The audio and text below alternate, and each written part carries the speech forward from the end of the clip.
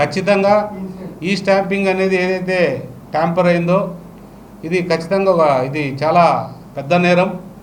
డబ్బు చిన్నదైనా నేరం మాత్రం పెద్దదే. దీన్ని ఎవరు కూడా ఉపేక్షించాల్సిన అవసరం లేదు. ఏదైనా కూడా కళ్ళందరూ ప్రజలు కూడా ఒకటే తెలియజేస్తున్నా, ఇలాంటివి ఏదైనా ఉంటే మీరు ఇమ్మీడియట్గా పోలీస్ వ్యవస్థకు కానీ లేదా మా దృష్టికి తీసుకొస్తే మేము కూడా పోలీస్ వ్యవస్థకు తీసుకెళ్లడమా లేదా కమిషనర్ దృష్టికి తీసుకెళ్లడమా ఇవన్నీ కూడా చేస్తాం. ఇలాంటి మోసాలకు పోవద్దండి. మన ప్రాంతాన్ని అభివృద్ధి చేసుకోవడానికి కట్టుబడి ఉన్నాం. ఖచ్చితంగా మన ప్రాంతాన్ని అభివృద్ధి చేసుకుంటాం. నా మీద బురద జల్లితే వాళ్ళకు వచ్చేది లాభం కానీ ప్రజలకు వచ్చేది నష్టం.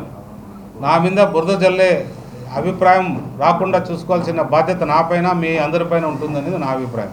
ఖచ్చితంగా ఇది మా దృష్టికి నిన్ననో ఎప్పుడో చెప్పారు, 10 రోజుల నుంచి ఇది ఎంక్వైరీ చేస్తున్నారని. ఆ ఎంక్వైరీ చేసి అతను ఏం చేయాలి, నిజంగా నేరం జరిగినా లేదా మంచి జరిగినా అది ఎస్పీ దృష్టికో కమిషనర్ దృష్టికో తీసుకెళ్ళి చెప్పాల్సిన బాధ్యత అతని పైన ఉంటుంది.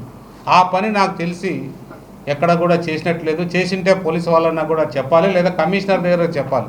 కానీ నాకు తెలిసి ఇలాంటి పని చేయలేదంటే వీళ్ళు ఏదో బ్లాక్మెయిల్ చేయడానికి, ఎవరైతే ఈ స్కామ్ చేసి ఏదైతే ఉన్నారో వాళ్ళ ద్వారా ఇతరుల మీద నెట్టడానికి వాళ్ళు ఏదైనా ప్రయత్నాలు చేశారనే దాన్ని కూడా అనుమానం పడాల్సిన అవసరం ఉంటుంది. దీని వెనక చాలా పెద్ద హస్తాలే ఉన్నాయి, పెద్దవాళ్ళే ఉన్నారు. మీరు ఒక్కటే గమనించండి, పూర్తిగా మీ ఆత్మకు తెలుసు. నేను మాత్రం ఖచ్చితంగా చెప్పగలుగుతా, దీని వెనక భారీగా ఉండి దీన్ని వ్యవస్థనంతా డైవర్ట్ చేయడానికి లేదా నాశనం చేయడానికి ఇలాంటి ఆరోపణలు చేస్తున్నారనేది నా అభిప్రాయం.